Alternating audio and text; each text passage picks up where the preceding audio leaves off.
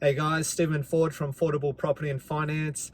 Vlog number, I'll have to check. For this vlog though, I promised I was going to do a quick video about property number 3. So property number 3 was purchased in 2014. It was in Newcastle. I was looking around for a good area, trying to crunch the numbers and do the micro and macro analysis of geographic targeting and where there's growth and industry, and Newcastle in New South Wales ticked all the boxes, and found a property. It was in a good area and looked like there was a lot of really nice, well-established homes. There were a lot of freestanding homes, big 2-story, 4-bedroom, 5-bedroom type properties.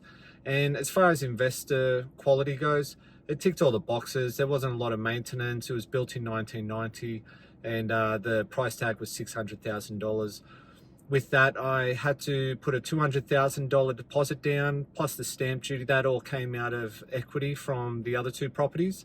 And that was in 2014. Then it must have been around 2017, I got a property valuation done, and the property was looking at about $750. So in the space of 3 years, that's $150,000 in growth.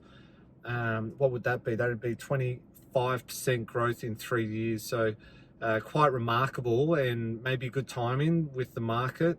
Some of the neighbours for that property have now sold for just over $800,000. The one which is our immediate neighbour to that property is a slightly larger block of land, but that sold for $825,000. So quite a good investment.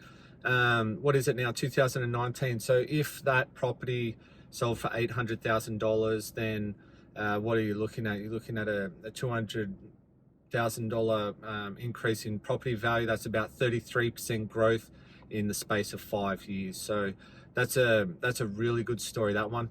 For property number 4, unfortunately, it's not such a good story, and this is where the truth comes out, because time, yes, has helped me with other properties that weren't in the right areas. However, time did save me because it did allow equity and growth, so I could get some cash out.